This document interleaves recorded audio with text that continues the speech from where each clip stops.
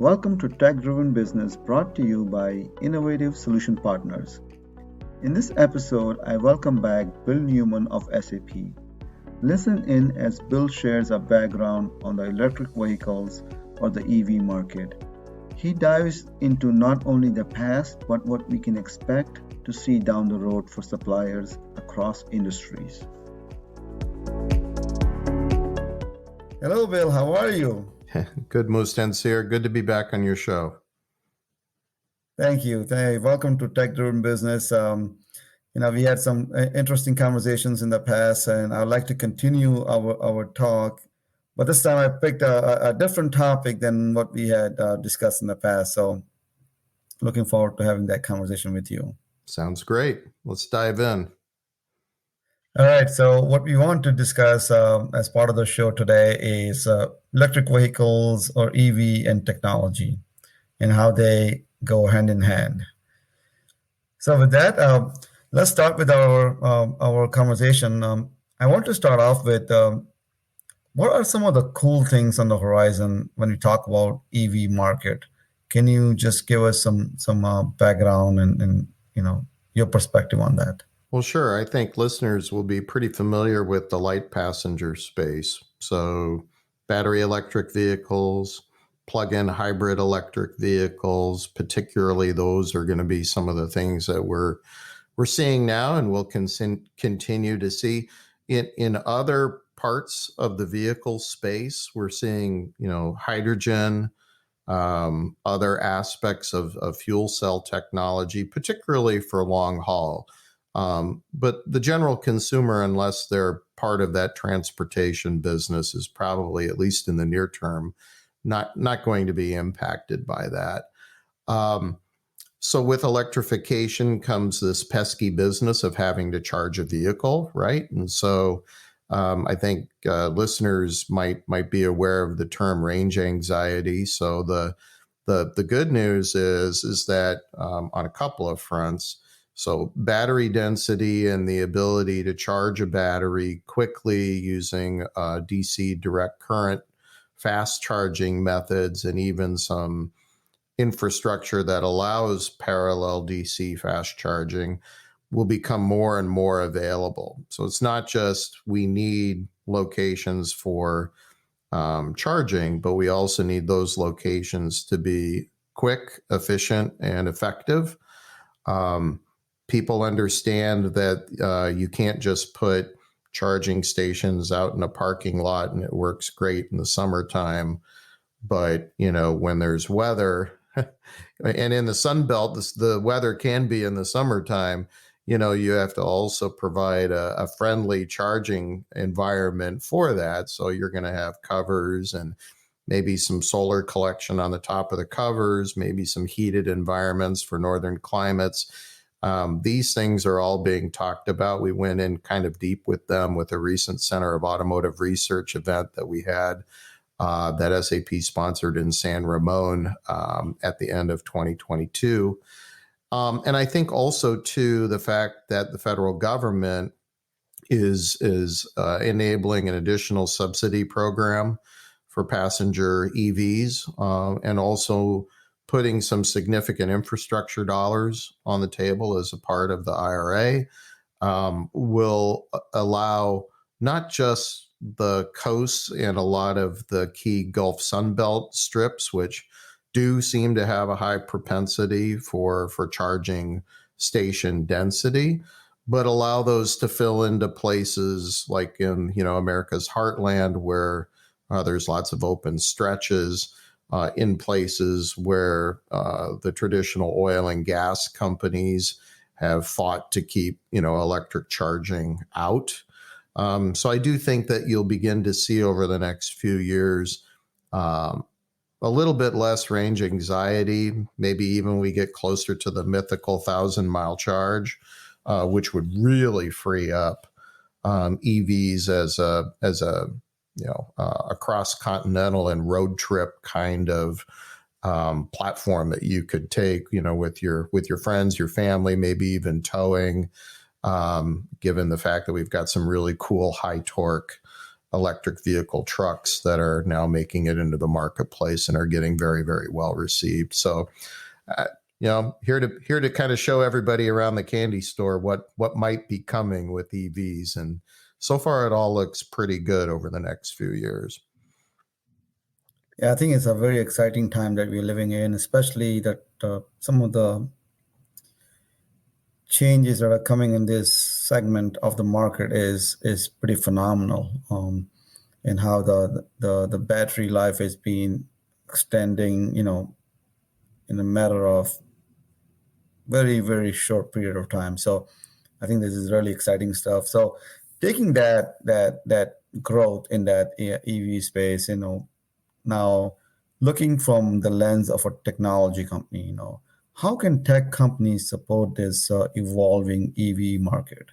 Well, staying on the topic of point charging, we see there an emergence of a new role in the auto ecosystem, and that of energy provisioner. So being not just the companies that create third-party charging stations, but actually brands owning that as an option to, say, someone like you or I buying an electric vehicle, just like we would decide that we want some sporty wheels and trim packages on our vehicle.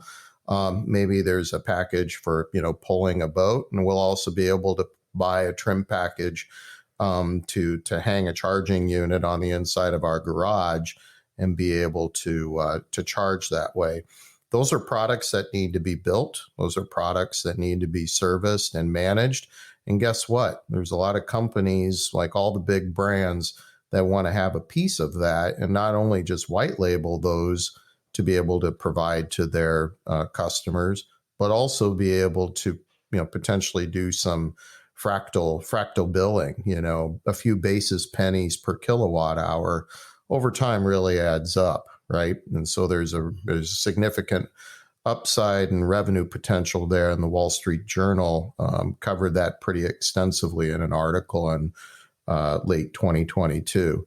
So those are all good things. From a vehicle technology perspective, obviously higher density batteries, non heavy metal batteries. So doing a lot of work with silicone, which can be developed synthetically and not have to be mined and harvested out of tough to reach and sometimes areas with really poor labor practices, or maybe not politically friendly to Western markets. So there's a real upside there.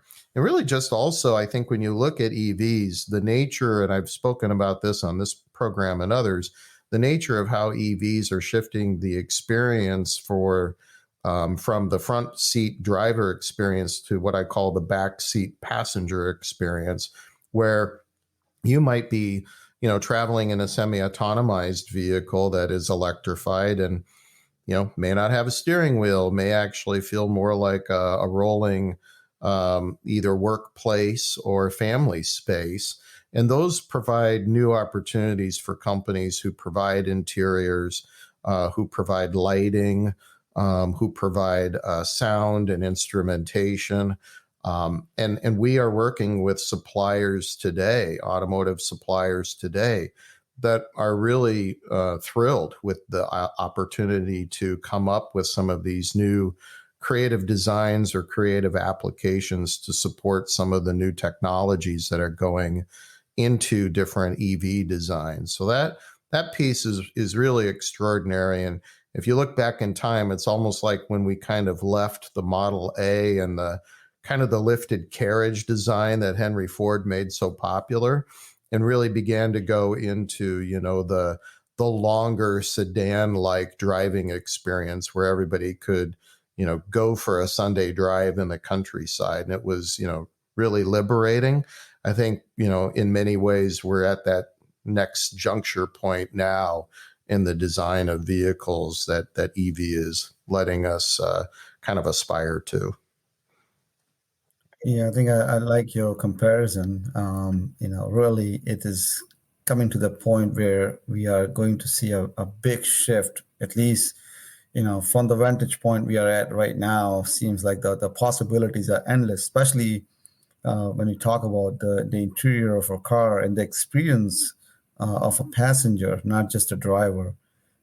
You're bringing in a whole new market segment, not only for uh, organizations who are building those interiors, but technology companies who provide those kind of accessories, where it opens up a lot of opportunities for the consumers to have a different experience altogether in a vehicle. So that is I'll definitely. just add really quickly to that and do a shout out to the Experiences Per Mile Advisory Council, and the report that they issued in 2022 actually was the first report of its kind that suggested that the utility or the experience value, the value of an experience, was different based on the purpose for that particular use of a vehicle. So if I was going on a vacation road trip, or if I was just driving to the office, or I was taking my kids to soccer practice, there were lots of different use cases, and it's really pretty extraordinary to see. Then are we moving to a place, particularly with new EV design, where we're actually designing or maybe just using a vehicle specifically fit for a given purpose or a set of specific purposes, and then for another basket of reasons why we would use a vehicle, we use something completely different altogether. Really suggests a huge differentiation in potentially where vehicles could go, and maybe moving out of that, how many hundred of thousands of this particular vehicle did I produce to make money in a particular year, to, how personalized was I able to make this vehicle experience to my customers, and how many times were they able to come into my portfolio of different vehicles to get the value that they wanted. So it's pretty fascinating stuff. Yeah, I think you touched upon a very important point over here, the experience economy, right? I mean, everything is about the experience now, and this whole EV market can definitely change how folks look at and a mode of transportation being so versatile and so open to having these possibilities, which were unimaginable, a few years back. So definitely a big shift in this direction. Uh, so on a separate note, let me ask you this. What do you consider your biggest accomplishment? I know on a professional level, definitely you have a lot to share, but something that sticks out to you on a personal or professional level that you'd like to share with our listeners? Well, I think outside of my family, on a personal level, professionally, I've always tried to be more of a teacher and a mentor. Um, Interesting story. When I was a junior at UCLA, I was a substitute teacher for a school district that was on strike, and all the world of respect to educators out there, but I was a hungry college student that needed to earn a few bucks, so I taught some math classes. One of my most fulfilling moments in my early adulthood was being able to work with some of the high school students that frankly hadn't gotten much of a shot, kind of from the institutional educators that were working at the high school that I was pinch hitting in, and really being able to watch them grow. And I've learned over the years that some of them have actually gone on to become educators themselves. So I find that hugely fulfilling, and feel as though I have in a small way left a mark in somebody's life moving forward. Also, just as a youth leader too, as the same thing, whether it's at church or Boy Scouts or any of those things. Professionally, I've been part of some really cool vehicle design programs. Listeners might know that I was an airplane guy before I was an automobile guy. So being able to take, advantage of some, kind of design to first flight vehicle programs was really rewarding for me, as well as watching the Volkswagen Beetle sunset and roll off the assembly line down in Puebla, Mexico, after owning one as my first car had just gotten my license when I was 16. So those are just some fun things that come to mind. Appreciate you asking the question. That's awesome. I can see that spark in your eyes when you talk about teaching and your passion for that and how it relates to your professional life also.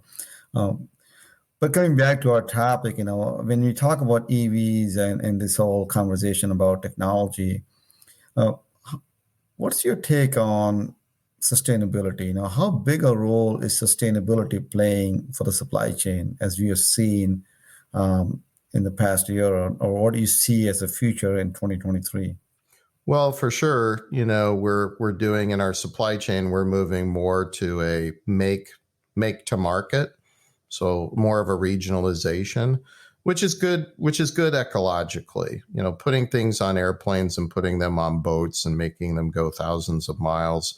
Yeah, I understand that there's a factor cost benefit to it to keep the price low, but it's not a good thing in terms of emissions, either from vehicles or from ships, air vehicles, airplanes, air cargo jets in particular. And it's also very expensive.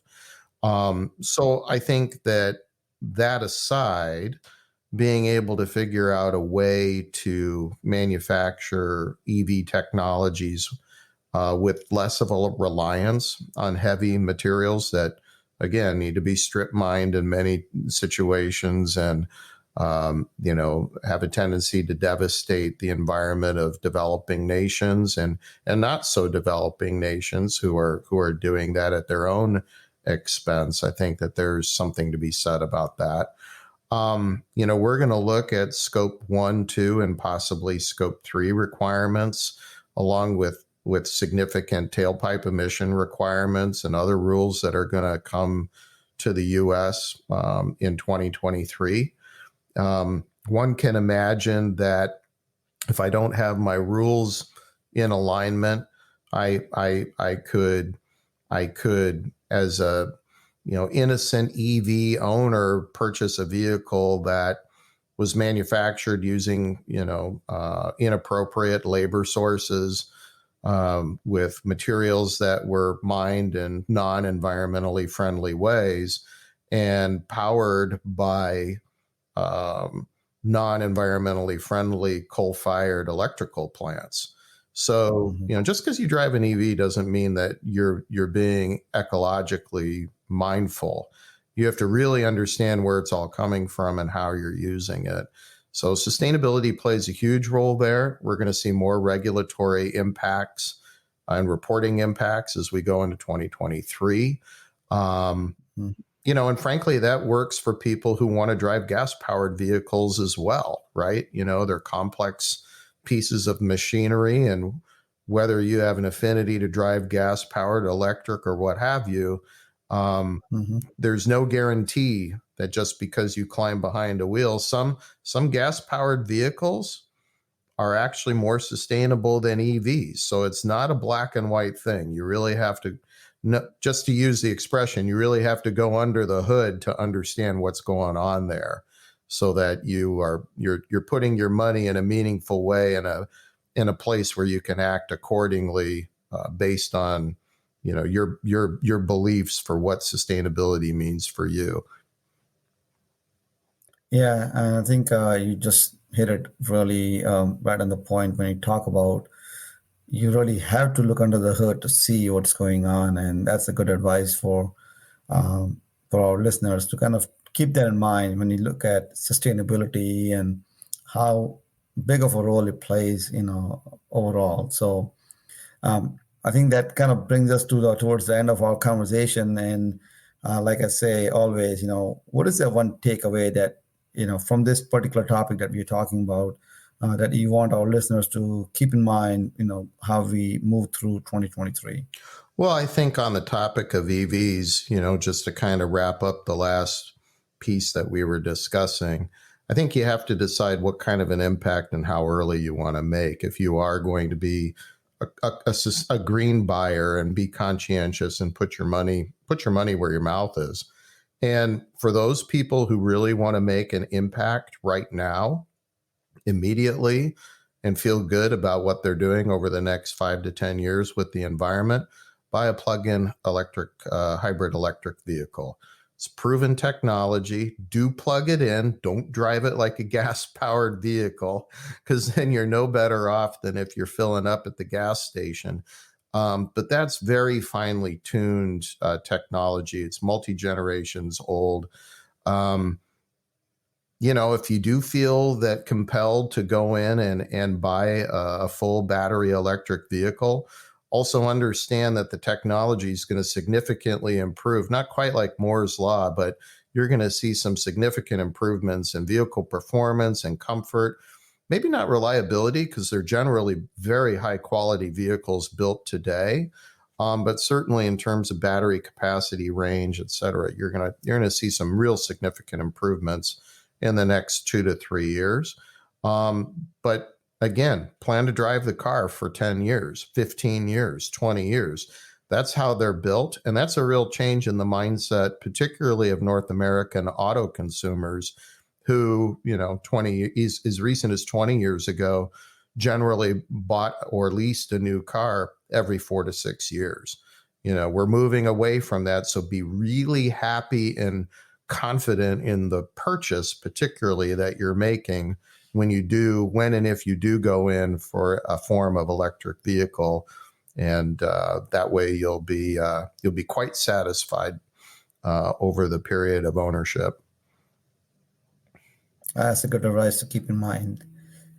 So thank you so much, Bill. It has been a pleasure talking with you, and it was a great conversation, especially this topic, has been lingering, and a lot of folks have questions in terms of how we are seeing the market now, but also what is the future holds for them. So thank you again for sharing your insights into this topic. Great to be with you again. Take care. Have a great day. You too. Thank you. Thanks for listening to Tech Driven Business, brought to you by Innovative Solution Partners. Bill covered so many aspects of the quickly evolving EV market. His main takeaway? Decide what kind of environmental impact you want to make and when. We would love to hear from you. Continue the conversation by connecting with me on LinkedIn or Twitter. Learn more about Innovative Solution Partners and schedule a free consultation by visiting isolutionpartners.com. Never miss a podcast by subscribing to our YouTube channel. Information is in the show notes.